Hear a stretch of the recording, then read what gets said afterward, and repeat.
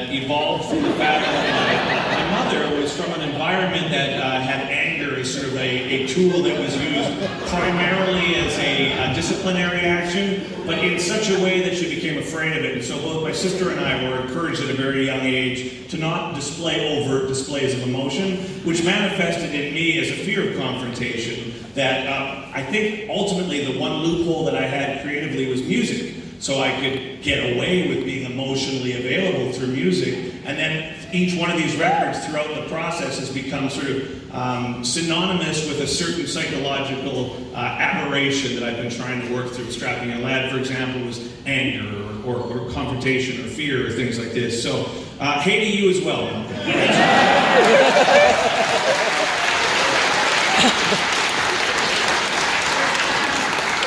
If you were making music 40 years ago, who would you have most liked to work with? I would have been 6. Therefore, probably Oscar the Grouch, Big Bird, or the Monkees. You remember the Monkees?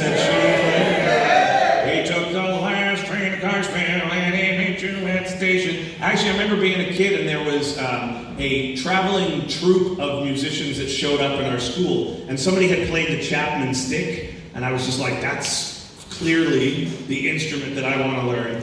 So at the age of 6, I think I probably would have played with the Chapman stick guy that showed up at my elementary school. Oscar the Grouch, probably the guy with the fucked up face from the Monkees. And I can't think of a band name. Anybody have a band name for that? Oscar. So we would have been called Oscar. The O would have been stylized, and the car at the end would have been on a car. So, all right.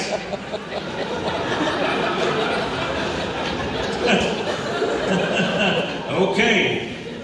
What would Ziltoid do to Trump? I spent a great deal of effort trying to withhold my opinions of both politics, religion, and anything else, not because I don't have them clearly, but because my hope is that what I do professionally can provide some sort of a reprieve from the perpetual onslaught of bullshit and negativity that comes as a result of that.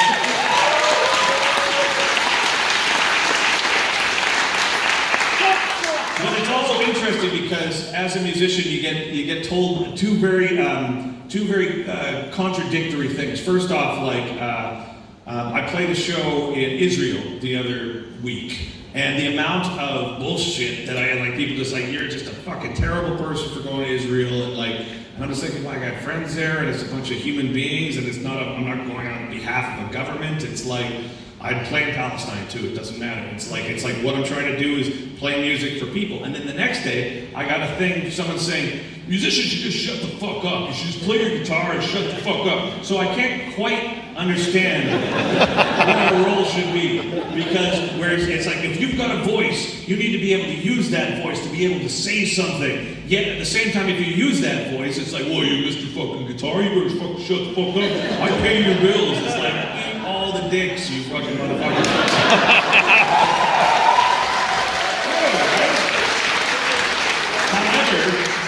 The one thing that I can say musically and artistically, I think anybody here who is an artist would probably have some sort of emotional investment in, is I think that there's a certain cause and there's a certain benefit to people protesting and being very proactive about the things that they appreciate or don't appreciate in terms of how the world is going and the chaos of it all. However, I feel that almost a more poignant way to make change is to be heavily invested in self-analysis and then figure out the ways in which your own personality is causing a ripple effect to others that is either positive or negative. If your intention in life, I think, upon perusal of who you are, ends up being that, okay, well, I want to use this experience to try and do things that are good, or do things that help people, depression and music or whatever, then I think at that point, any sort of work that we do internally is going to be the best catalyst for other people's change. And so if you have a voice, like myself as a musician in whatever capacity that I do, I think that the music acts as a way for me to work through these problems or these psychological things to try and become a slightly better, slightly more functional human. And that is, I think, a statement unto itself. So what would Ziltoy do to Trump? He would just fucking turn the TV off, absolutely. But then he'd probably cook himself up a grand feast and lots of coffee and masturbate into a sock and then throw it into the cat. You ever done that? Just me? Right, so. Every Friday, you can't masturbate into a sock. Can you? Really? Is it sexist? No. Oh, women can ejaculate too. But I heard that was urine though. Is that not the case? Was it? I don't know. I know. What is it?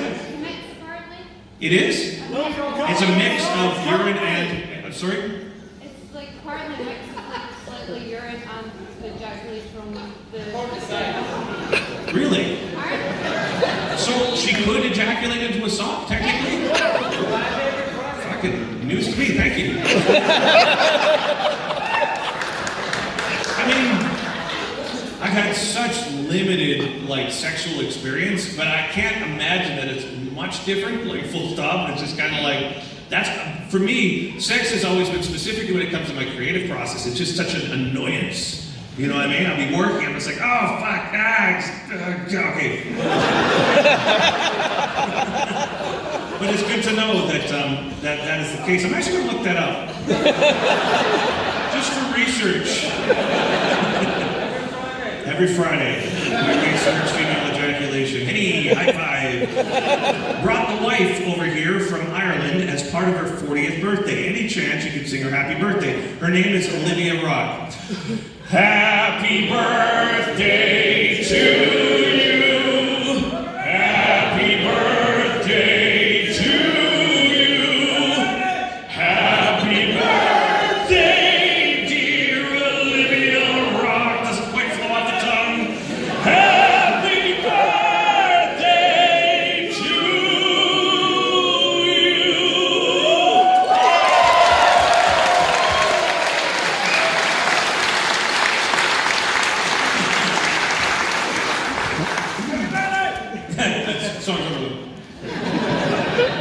All right, dear Devin, how are you? That's great.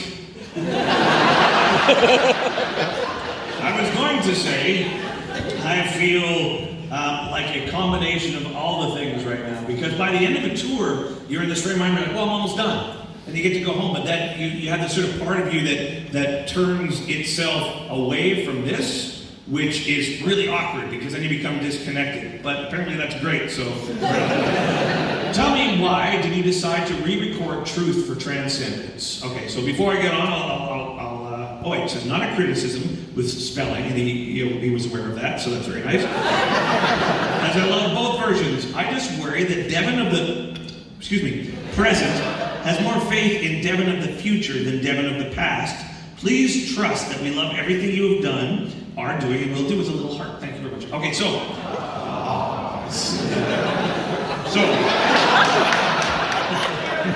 well, here's the thing. I am what I affectionately refer to as an imperfect. Is it an because it's because it's a verb or a vowel? Yes. I refer to myself as that doesn't seem right, an imperfect perfectionist, which means that everything I do, I think, is wrong.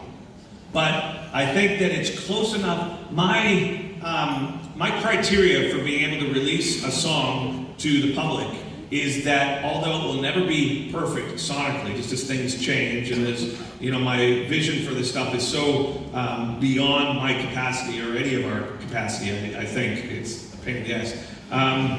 That as long as it ticks the emotional box, as long as what people sense from the music is a reflection of something that's true. So, for example, Truth happened as a result of me having a moment of emotional significance that was very profound to me, and that song was a very immediate written song, and I remember thinking, oh, it's got to sound like this vast, infinite depth, that everywhere you look is more fractals of sound, and you could analyze it like that thing they used in Blade Runner where they're like, turn left, 95, and then you go into the sound and there's another thing, and then you go into the sound, there's another thing, and it's like, and I love that, but you can't really do it. So I remember when I finished Infinity, listening to Truth and going, yeah, I kind of, it makes me, reminds me of that feeling, but it sounds like a bunch of balls, right? So I wanted to do it again, and I'll probably do it again still. It's like, as my technical abilities as a mixer and engineer, or as I am able to get more capital to employ people who are more proficient at it than I, increase, then man, why wouldn't you want to get it right? It's like, not, music isn't, I'm just shut up now. All right, so, all right, so thank you. So don't shut up. Woo! All right. Female ejaculation, what a thing. Yes, Paul. It's interval time. All right. Well, in his sonorous tone, Paul Collis up there has let me know that we now have a 25-minute long break, after which I'm going to come back, answer more questions, play some more music. If you want to ask any more questions, I'll get to as many as I can. What's that?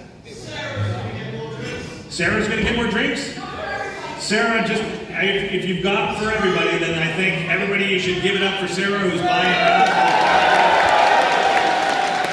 We will see you guys in 25 minutes, okay? Thank you.